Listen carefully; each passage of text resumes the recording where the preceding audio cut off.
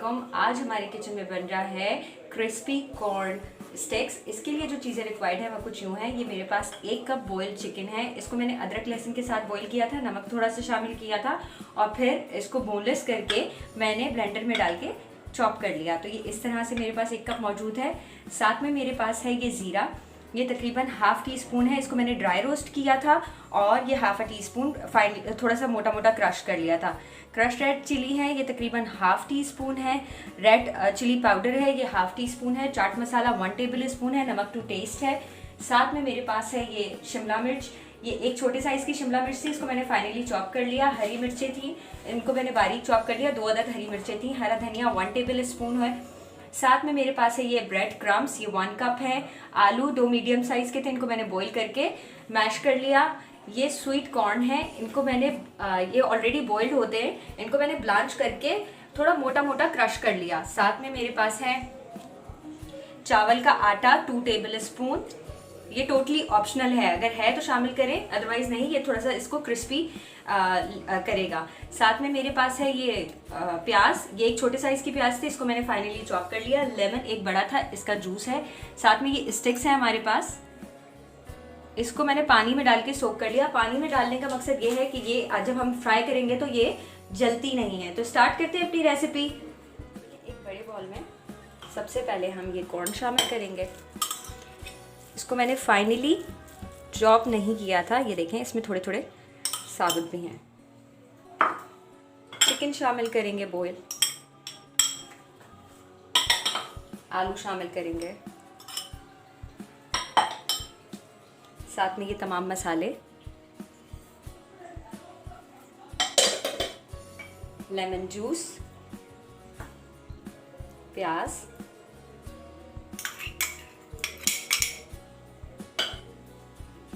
चावल का आटा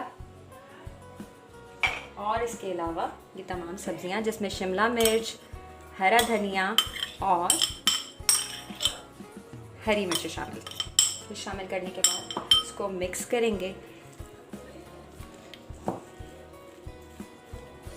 इसको मैंने हाथ से इस तरह से अच्छे तरीके से मिक्स कर लिया।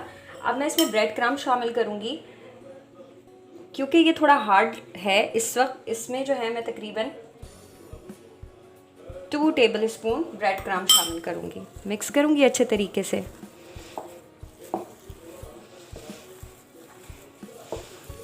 ये रमज़ानों के लिए बेस्ट है, आप लोग ज़रूर ट्राई कीजिएगा। मुझे अपना फीडबैक ज़रूर दीजिएगा कि आप लोगों के कैसे बने और आपकी फैमिली में पसंद आए।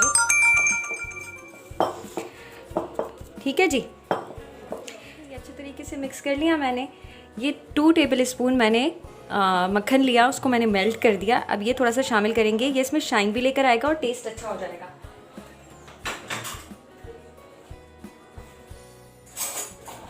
इसको मिक्स करेंगे।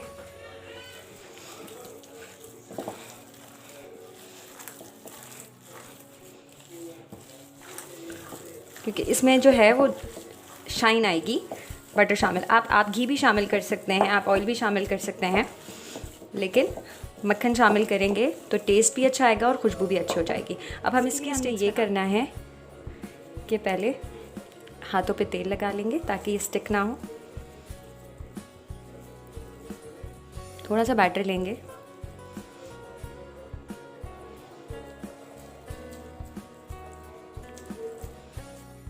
जैसे हम सीख कबाब बनाते हैं, एग्जैक्ट लाइक दैट आपने यही करना है। और इस तरह से अच्छे तरीके से यहाँ से इसको ज़रा ज़्यादा प्रेस कीजिएगा ताकि फ्राई करते हुए ये टूटे नहीं। मैं तमाम स्टिक्स बनाती हूँ, फिर आपको दिखाती हूँ।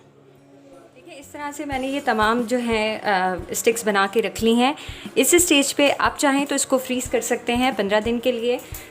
इसको जो है आपने एयर टाइट कंटेनर में जो है रखना है और उसके बाद ये फ्रीज़र में रखकर आप 15 दिन तक इस्तेमाल कर सकते हैं। अब मैं इसको फ्राई करती हूँ, आपको दिखाती हूँ। चेक कर लिया, गर्म हो गया है। इसको हम शैलो फ्राई करेंगे। बिस्मिल्लाहिर्रहमानिर्रहीम। इस तरह से एक एक करके इसको आप बर्थडे पार्टीज़ के लिए बनाइए, शाम की चाय के साथ बनाइए, इफ्तार में बनाइए, बना के रख दीजिए। बस मैं अभी इतने ही डालूँगी, वो इसलिए कि फिर मुझे टर्न करने में इजी रहेगा।